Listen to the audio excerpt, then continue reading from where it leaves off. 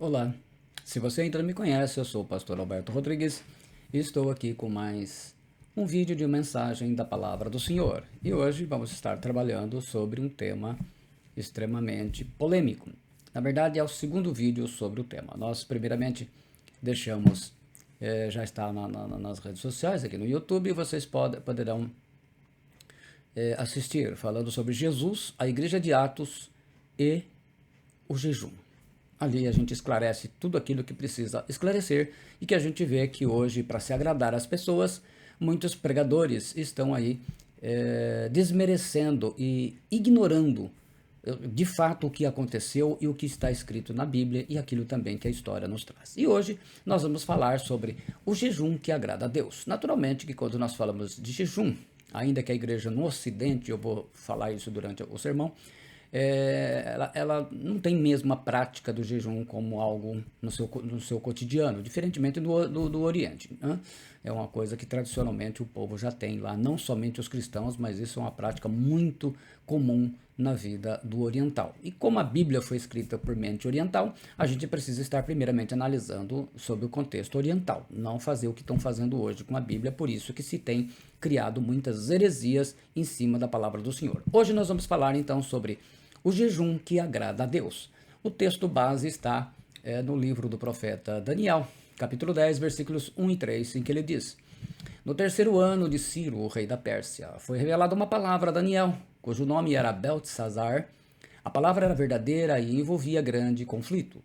E ele entendeu esta palavra e tinha entendimento da visão. Naqueles dias eu, Daniel, estive triste por 3 semanas. Alimento desejável não comi, nem carne nem vinho entraram na minha boca, nem me ungi com unguento, até que se cumpriram as 3 semanas. A Almeida Revista Atualizada traduz assim o versículo 3: Manjar desejável não comi, nem carne nem vinho entraram na minha boca, nem me ungi com óleo algum, até que passaram as 3 semanas inteiras. A Bíblia Viva traduz assim o versículo 3: Durante essas 3 semanas não comi nada, nem carne nem vinho, nem as gostosas sobremesas do palácio. Também não me lavei, barbeei, nem penteei meu cabelo.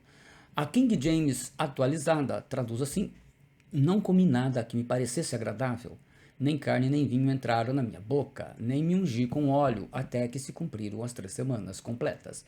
E esse versículo 3 também, a Bíblia judaica, né, traduzida por judeus, completa, traduz assim: Não comi nada que me satisfizesse, tampouco carne e vinho entraram em minha boca, e não me ungi com óleo, uma vez sequer, até se passarem 3 semanas completas. A palavra conflito vem de tsabao.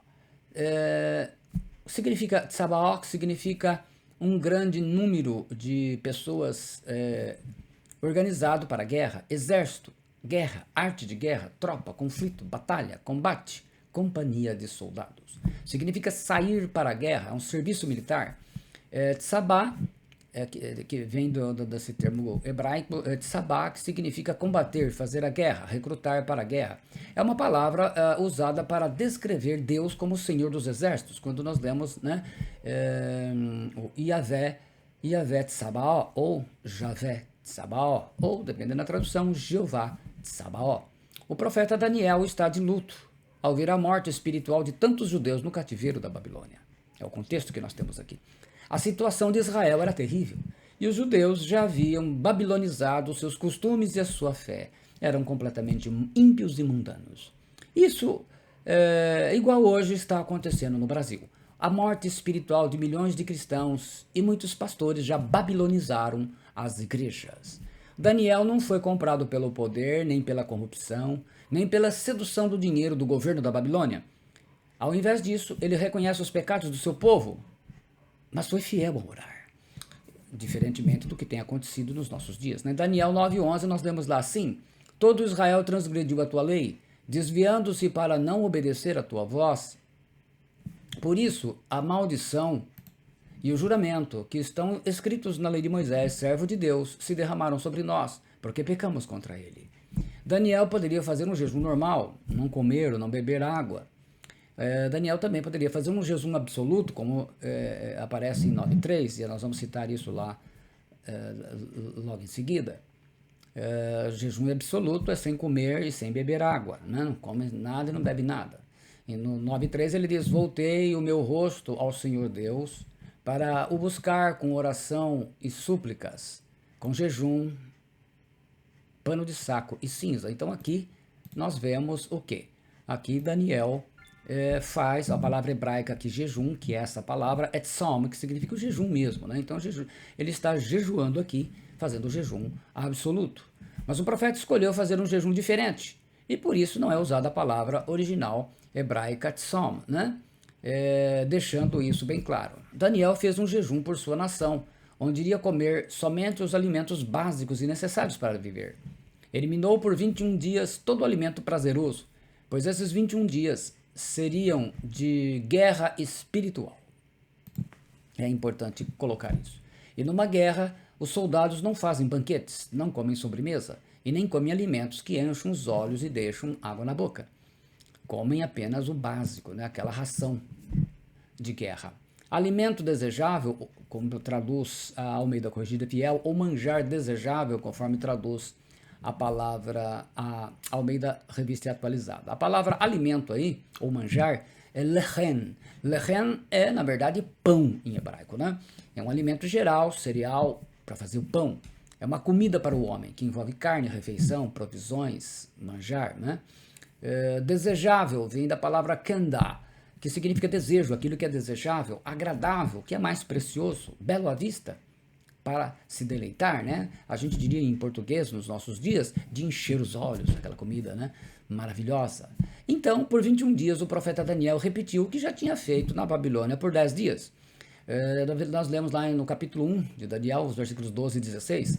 Experimenta, peço-te, ele falando, né? Para o eunuco, os teus servos 10 dias, e que se nos deem legumes a comer e água a beber. Com isto o cozinheiro-chefe tirou deles as finas iguarias e o vinho que deviam beber, e ele dava legumes.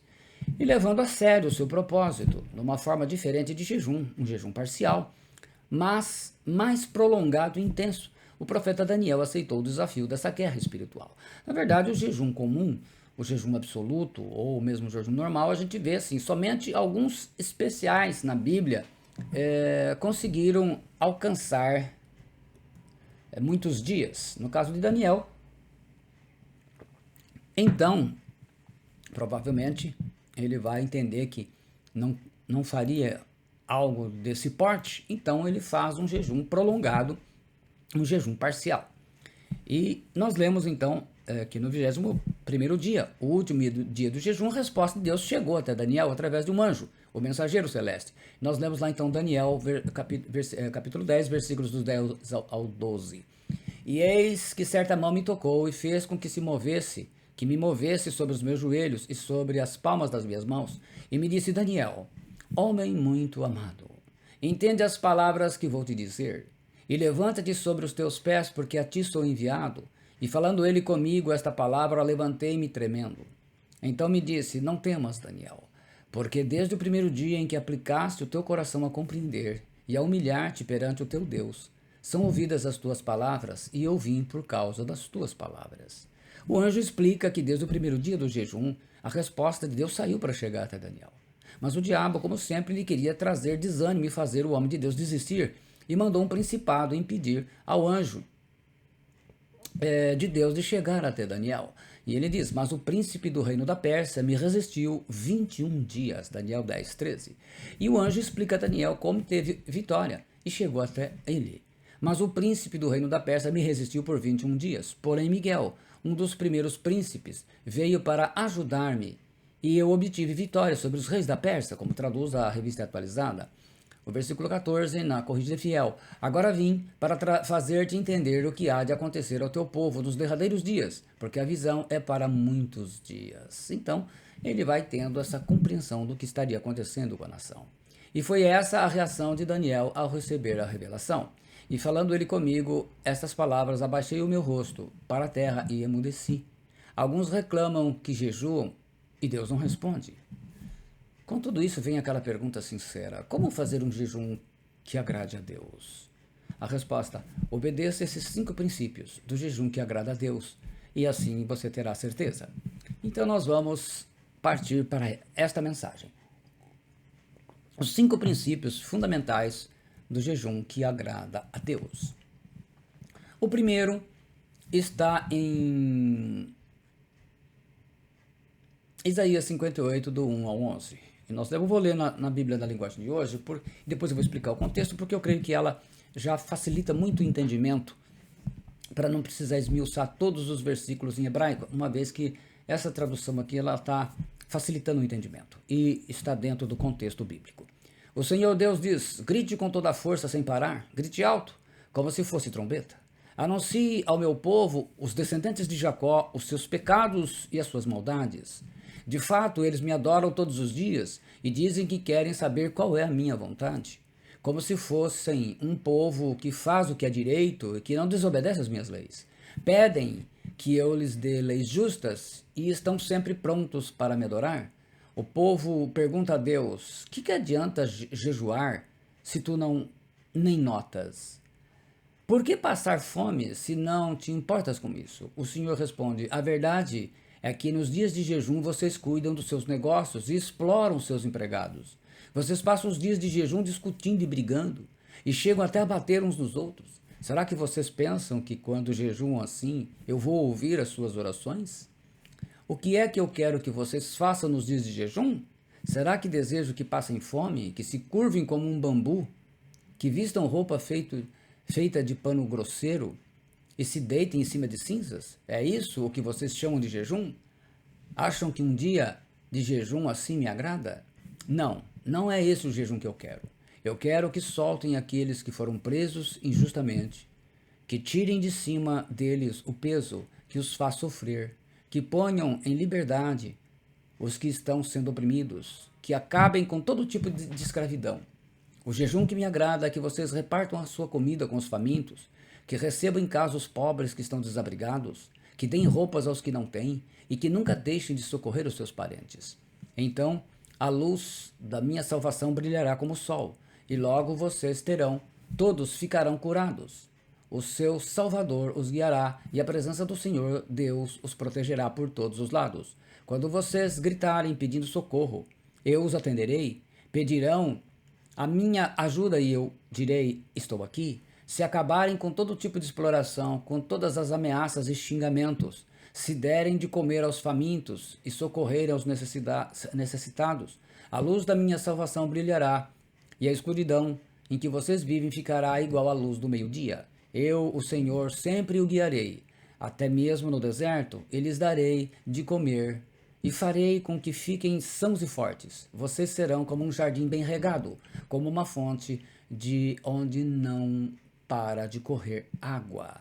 Então, assim, nós vamos aprender que a primeira coisa que o seu jejum precisa ter é justiça, perdão, misericórdia e amor. JPMA. Justiça, perdão, misericórdia e amor.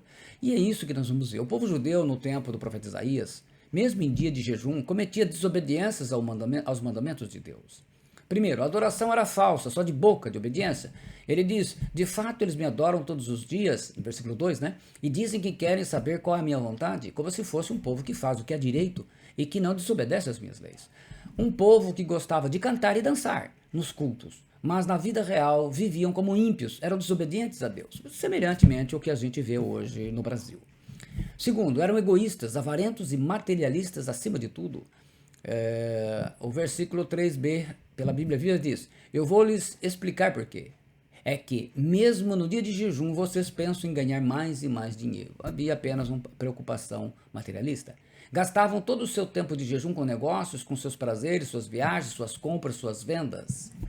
E terceiro ponto, discutiam, brigavam e agrediam com socos. Eram verdadeiramente, no linguajar de hoje, barraqueiros. Isaías 58:4 diz: vocês passam os dias de jejum discutindo e brigando e chegam até a bater uns dos outros. Será que vocês pensam que quando jejuam assim, eu vou ouvir as suas orações? Sempre que você jejuar, será tentado a entrar em discussões, agressões verbais e até sair no soco e pontapé com as pessoas. Em nossos dias dizemos que eram barraqueiros e batiam de socos nos escravos que não trabalhavam. É uma espécie daquela época do povo que queria viver na base do Bolsa Família. Então, é uma coisa interessante. O versículo 5 diz assim: o que é que eu quero que vocês façam nos dias de jejum? Será que que passem fome, que se curvem como um bambu, que vistam roupa feita de pano grosseiro e se deitem em cinzas, em cima de cinzas? É isso o que vocês chamam de jejum? Acham que um dia de jejum assim me agrada? Deus não quer jejum de aparência. Então, o jejum, primeiro princípio é jejum com justiça, perdão, misericórdia e amor. É o que ele coloca aqui. Ele diz assim no versículo 6. Não é esse o jejum que eu quero. Eu quero que soltem aqueles que forem presos injustamente. Isso é justiça. Se você olhar, quando você vê numa nação as pessoas sendo presas injustamente, você vê que ela está sendo injusta. O espírito de injustiça está sobre a nação, como está acontecendo no Brasil. Que tirem de cima deles o peso que os faz sofrer. Isso é misericórdia. E isso é o que não tem tido aqui, né? De um lado se solta bandidos, criminosos, líderes de facções criminosas, as pessoas da mais alta periculosidade estão sendo soltas, ao passo que pessoas que não se teve o julgamento, né? Porque uma pessoa, para ser condenada, ela tem que estar o seu julgamento intransitado e julgado, né? Até porque já foi extinto aqui a prisão após a condenação em segunda instância. Então, hoje a gente vê pessoas sendo presas, nem julgadas foram. Então, isso se chama injustiça e isso é abominável para Deus. Que ponham em liberdade os que estão sendo oprimidos. Isso é justiça. Que acabem com todo tipo de escravidão. Isso é amor. No versículo 7 diz: além disso, eu quero que vocês repartam sua comida com os famintos. Isso é amor. Ofereçam abrigo a quem não tem casa. Isso é misericórdia. Deem roupas aos que estão nus. Isto é amor. E não se escondam de quem precisa de ajuda. Isso é amor. Então, um jejum poderoso que vai ter resposta de Deus começa com 4 letras. JPMA. Justiça, perdão, misericórdia e amor. Nesses tempos em Israel, os juízes corruptos davam ganhos de causa aos ricos e poderosos porque eles pagavam. Como nós estamos vendo no Brasil hoje, né? Independentemente de serem criminosos ou não. O governo corrupto e os líderes religiosos eram beneficiados para se calarem e os pobres passavam fome e haviam escravos. Se nós vemos, não é muito diferente do Brasil, né? Não existe escravos literalmente da forma com que se tinha na época, mas há muita gente hoje escrava de muitas coisas. E nós vemos aí, infelizmente, escravo de coisas que o próprio dinheiro público tem patrocinado. E os ricos judeus e mais abastados nada faziam e jejuavam achando que pela aparência agradavam a Deus. Então, eles na verdade eram coniventes com esse mal. Hoje em dia, algumas igrejas ajudam entidades assistenciais, ajudam missões e tem gente que não dá um centavo para ajudar. Tem gente que simplesmente perdeu o amor pela obra de Deus e também em ajudar os necessitados, especialmente as famílias necessitadas e as famílias de missionários que passam privações em outros países, ensinando o Evangelho de Jesus Cristo. E aí vem a maravilhosa promessa de Deus para este jejum, nos versículos, ele diz aí do 8 ao 10, né? Ele vai fazer aquela, Isaías coloca, se vocês fizerem isso, Deus lhes dará uma luz mais brilhante que o sol.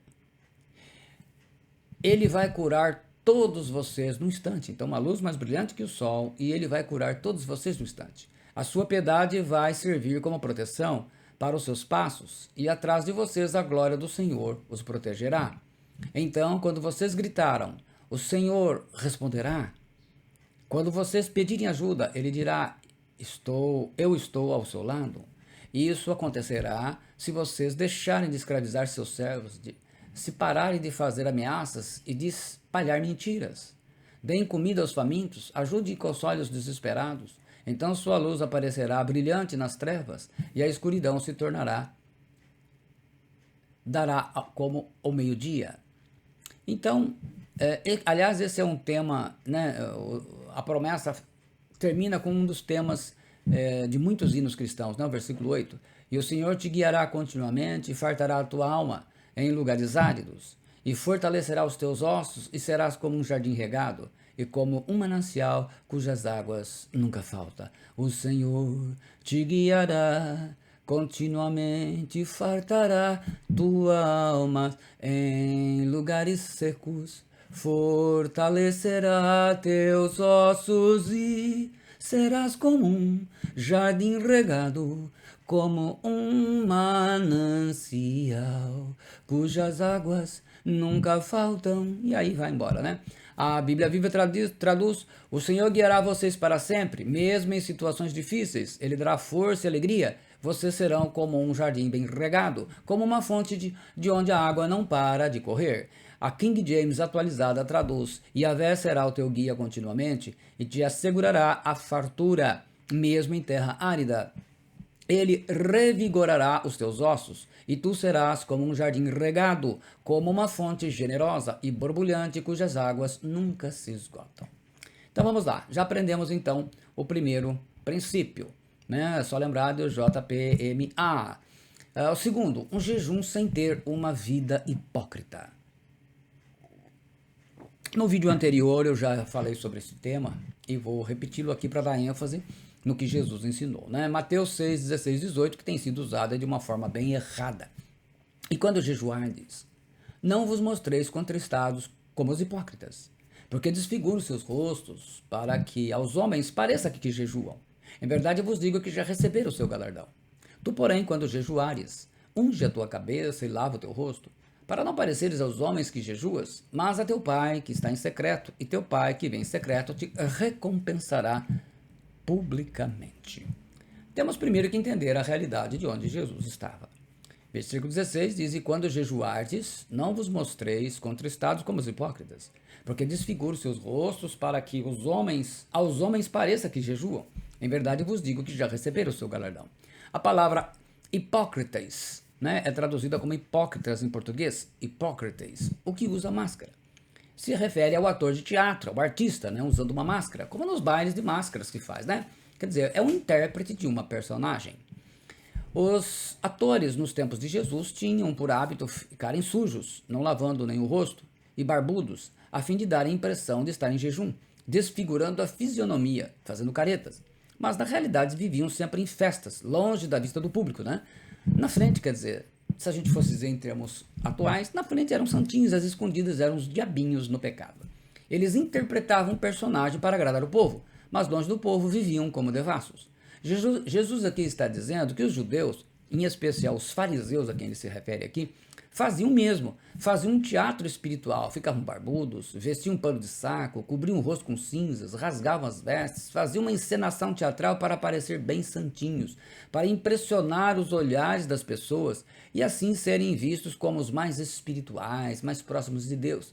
Mas longe da vista dos irmãos, cometiam os mais terríveis e bárbaros pecados, eram hipócritas, ou seja, usavam máscaras. Jesus ensina que os fariseus, à vista das pessoas, interpretavam um personagem, mas que longe das pessoas eles mostravam quem realmente eles eram.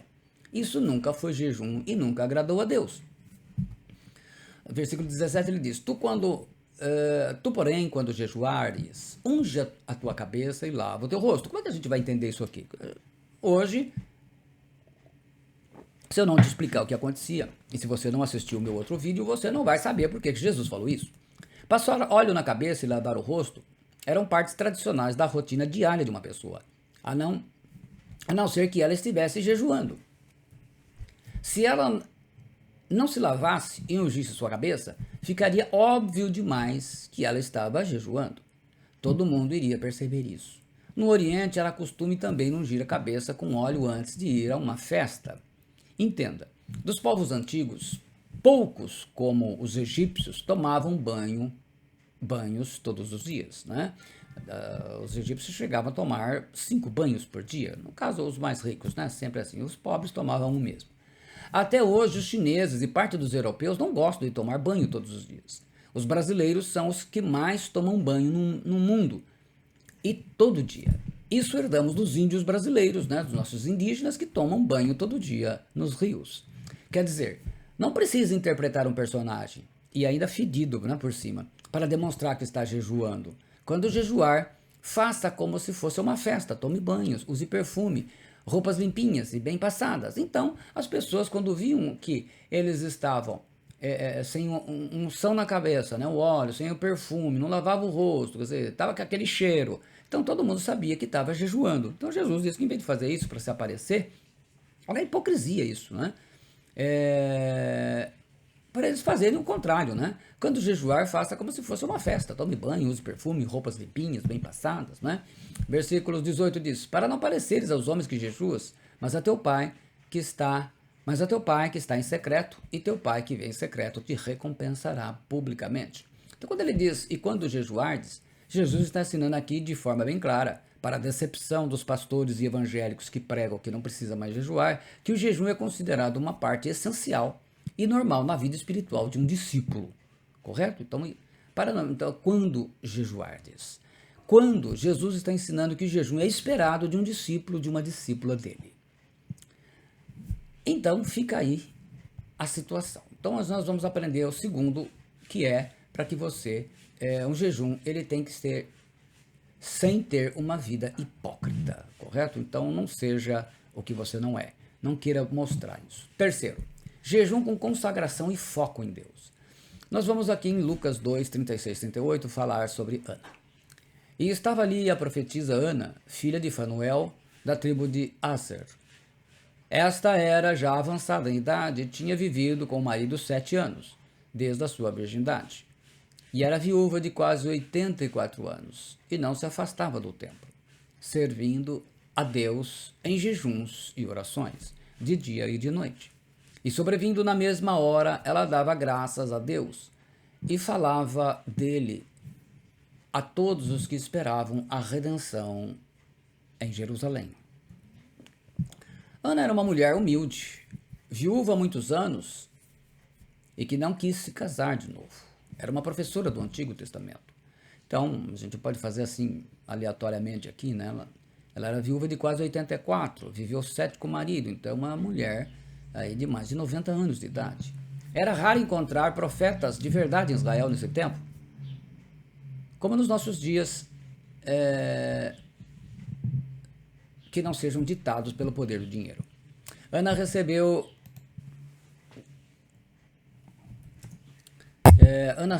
aí então a revelação de que a criança que nascera era filho de Deus, que viria trazer a redenção ao mundo.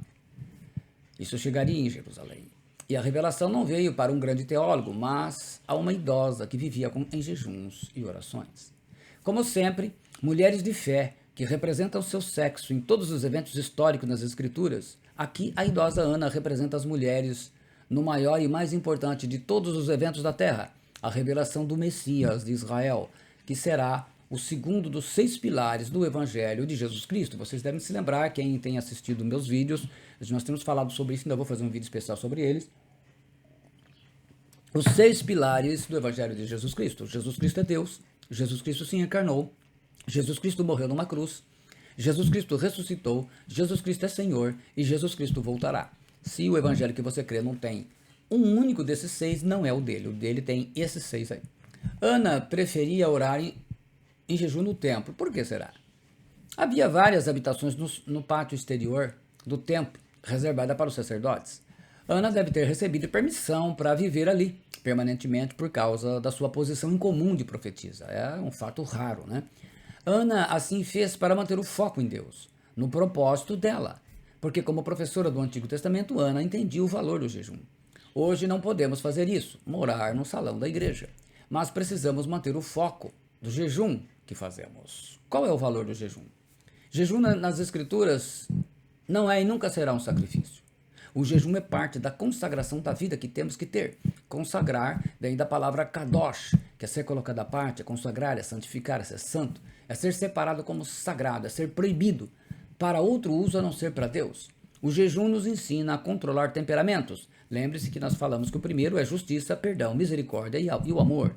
O jejum é importante antes de tomarmos grandes decisões. Aliás, em tudo deveríamos estar assim, né? Jejum não muda Deus, ele melhora as nossas condições espirituais e nos facilita ouvirmos a Deus. Jejum é colocar a sua carne, o seu corpo, né? Carne aqui no sentido o seu corpo, os seus desejos carnais debaixo da vontade do Espírito Santo. É por causa do aumento da carnalidade que a maioria dos evangélicos e pastores são contra o jejum, porque é mais fácil exaltar a carne. É interessante que aqueles que condenam o jejum aprovam o uso da bebida alcoólica para os evangélicos. Então vocês veem se isso é coisa do Espírito Santo. Jejuar é você tirar as vozes da carnalidade do mundo, desse mundo material, do seu caminho, que atrapalha você ouvir a voz do Espírito Santo, que é espiritual. Jejuar te deixa muito mais aberto para ouvir o que Deus tem para falar. Jejuar é uma arma espetacular, pois existe uma casta de demônios que só são expulsos, né, ou seja, é expulsa com jejum e oração. Veja bem, isso é fundamental para a gente estar aprendendo. Nós aqui no Ocidente somos tão materialistas que na maioria das igrejas poucos fazem jejum. Gostamos de festas e músicas. Até hoje no Oriente o jejum é uma prática muito valorizada. Para vocês terem uma ideia, na Coreia do Sul, a maior igreja cristã do mundo, os irmãos jejuam tanto, mas tanto, que o pastor David Paul Yong-cho mandou colocar muitos cartazes avisando: é proibido jejuar mais do que 40 dias. Isso não teria razão de ser nenhuma aqui, né?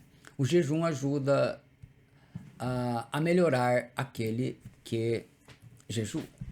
Por isso, o inimigo colocará sempre obstáculos para que você ou não jejue ou desista do seu jejum. Você tem que ser hoje a melhor versão de você mesmo comparado a ontem.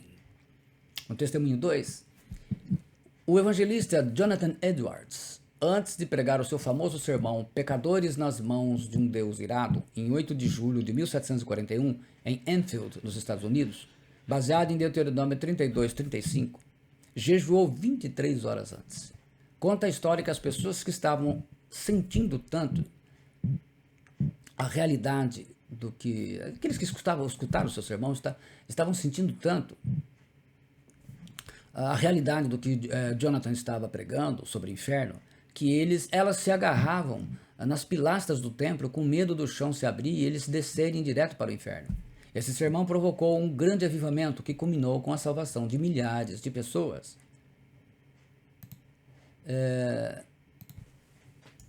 Vocês vejam bem aonde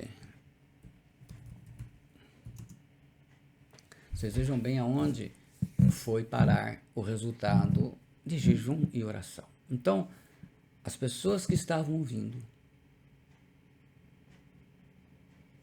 começaram ou passaram a sentindo a realidade da situação ali. Eu imagino o impacto que isso causou naquele momento. Então veja bem, o tempo de jejum, a gente tem que melhorar a nossa consagração a Deus. Nós não podemos nos isolar como a Ana fez. Todos trabalhamos, estudamos, temos aí uma porção de compromissos, então nós temos que usar sabedoria. Internet, TV, rádio, celular, redes sociais, somente aquilo que for de caráter profissional da sua congregação e de assuntos familiares importantes. Nada de perder tempo com fofoquinhas. Lembre-se do que Deus revelou ao profeta Isaías. E questionam: por que jejuamos regularmente se tu não reparas?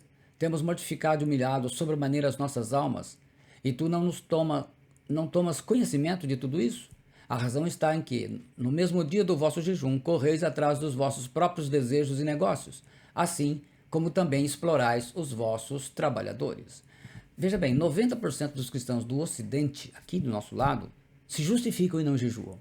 10% dos cristãos do Ocidente jejuam buscando a Deus. Você faz parte de um dos dois grupos, ou dos 90 que não, ou dos 10 que ainda jejuam. Você decide. O quarto fundamento, o quarto princípio: jejum com quebrantamento do orgulho. Saulo era um judeu orgulhoso e que perseguia os discípulos de Jesus Cristo. Atos 9:1 diz: e Saulo, respirando ainda ameaças e mortes contra os discípulos do Senhor, dirigiu-se ao sumo sacerdote. Jesus então intercepta seu caminho até Damasco. É uma coisa muito interessante, mas Jesus faz isso naquele momento dramático da história. Versículo 5 diz: e ele disse: quem és, Senhor? E disse o Senhor: eu sou Jesus, a quem tu persegues. Duro é para ti recalcitrar contra os aguilhões. Saulo ficou cego por um tempo, e para ter a sua resposta usou aquilo que qualquer judeu piedoso sabe fazer bem: oração e jejum. No versículo 9 do capítulo 9 ele diz: e esteve 3 dias sem ver, e não comeu nem bebeu. A prova de que Jesus aceitou o seu jejum com orações é que Jesus aparece e dá uma ordem a um discípulo chamado Ananias, no versículo 11, e disse-lhe o Senhor, né, ele vai falando para ele, né, levanta-te e vai, e disse-lhe o Senhor, levanta-te e vai à rua chamada à direita, e pergunta em casa de Judas por um homem de Tarso chamado Saulo, pois eis que ele está orando. Ananias, com medo, explica ao Senhor Jesus, e respondeu Ananias: Senhor, há muitos ouvi acerca deste homem, quantos males tem feito aos teus santos em Jerusalém? E aqui tem poder dos principais dos sacerdotes para prender a todos os que invocam o teu nome. Então, Atos 9, versículos 13 e 14. E Jesus tranquiliza seu discípulo. Aqui Jesus, dá aquela ajuda para ele, mostrando a ele que agora Saulo será um vaso a ser usado como ninguém mais. Disse-lhe, porém, o Senhor: vai, porque este é para mim um vaso escolhido, para levar o meu nome diante dos gentios e dos reis e dos filhos de Israel.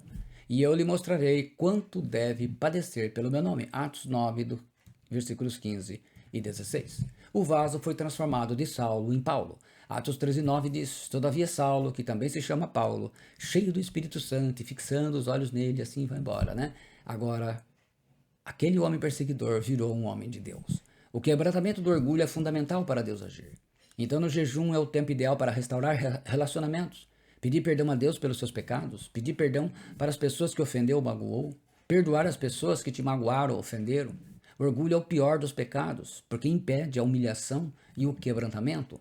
A Salmos 51:17 ele diz: os sacrifícios para Deus são o espírito quebrantado, a um coração quebrantado e contrito não desprezarás, ó Deus. A Bíblia judaica cristã, judaica completa, traduz: meu sacrifício a Deus é um espírito quebrantado, tu não desprezarás um coração humilde e contrito. Pelo aprendizado da palavra de Deus, a Bíblia Sagrada, deveríamos orar e jejuar antes de tomar grandes decisões, antes dos eventos na igreja, como os retiros, passeios, encontros de casais, deveria tudo.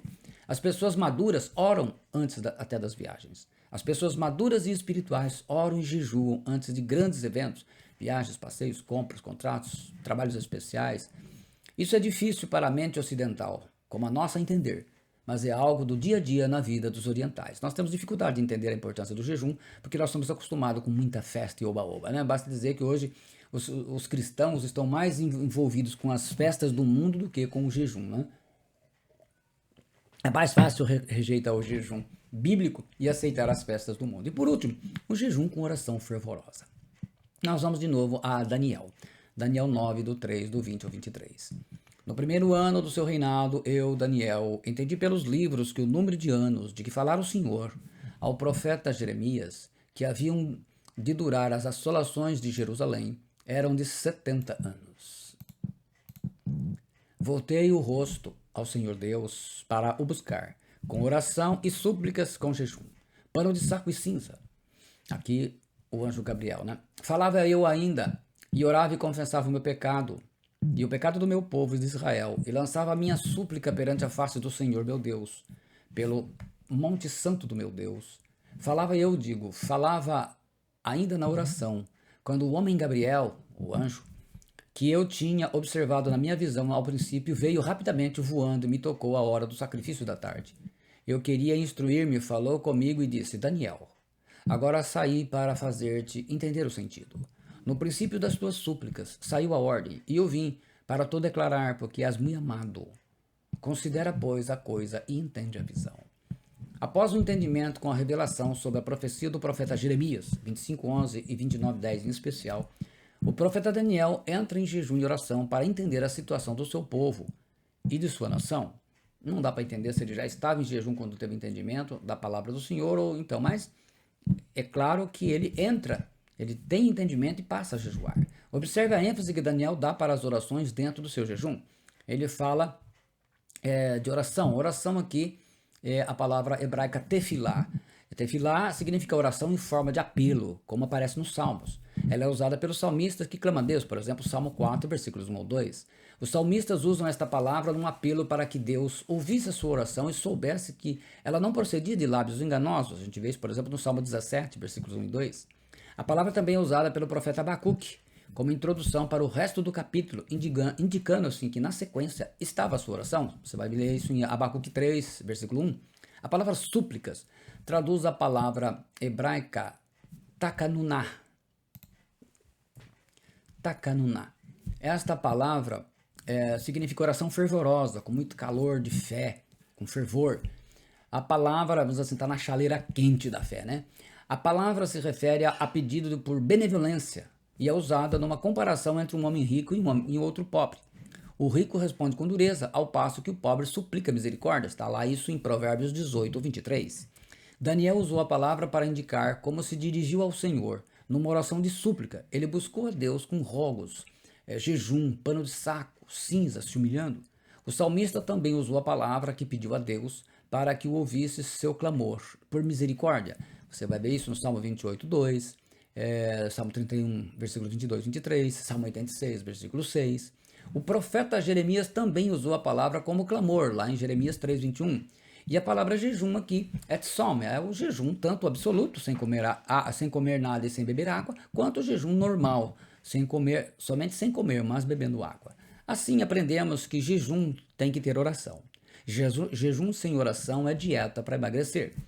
O tempo de jejum é um tempo de crescimento espiritual, de aprimoramento, e quando ficamos mais abertos e prontos para recebermos a resposta de Deus, assim acontece, correto?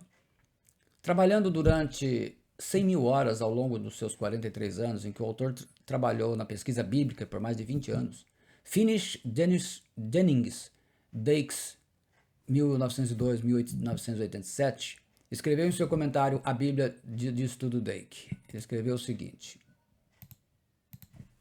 e eu faço questão de incluir aqui. Visto que o jejum e a oração são tão proeminentes na Bíblia, os cristãos atuais deveriam praticá-lo mais, até receberem poder de Deus contra os poderes do diabo. Muitas coisas a respeito do jejum e seus benefícios são ignorados pelos homens dos nossos dias, mas aqueles que através das eras foram grandes homens de oração também jejuaram bastante. Então estão aqui, concluo dizendo, os 5 princípios do jejum que agrada a Deus para facilitar o entendimento. Jejum com justiça, perdão, misericórdia e amor, JPMA. Jejum sem ter uma vida hipócrita, jejum com consagração e foco em Deus, jejum com quebrantamento do orgulho e jejum com oração fervorosa. Feito isso, faça o jejum tranquilo e vai na presença do Senhor, buscá-lo, tal como esses tantos textos que nós citamos, e poderíamos citar mais, há muitas referências de jejum na Bíblia. Jesus jejuou, Moisés e tantos outros. Mas o importante aqui é que você agora tenha um entendimento para você fazer um jejum que agrade a Deus e você tenha certeza de que será respondido. Que o Senhor esteja abençoando a sua vida, que o Senhor esteja derramando a sua bondade sobre você, iluminando a sua mente e o seu coração. Se você gostou, deixe aí o seu like, o seu comentário e compartilhe isso com o máximo de pessoas que você puder. Que Deus te abençoe em nome do Senhor Jesus Cristo, para a glória do Pai, do Filho e do Espírito Santo. Amém.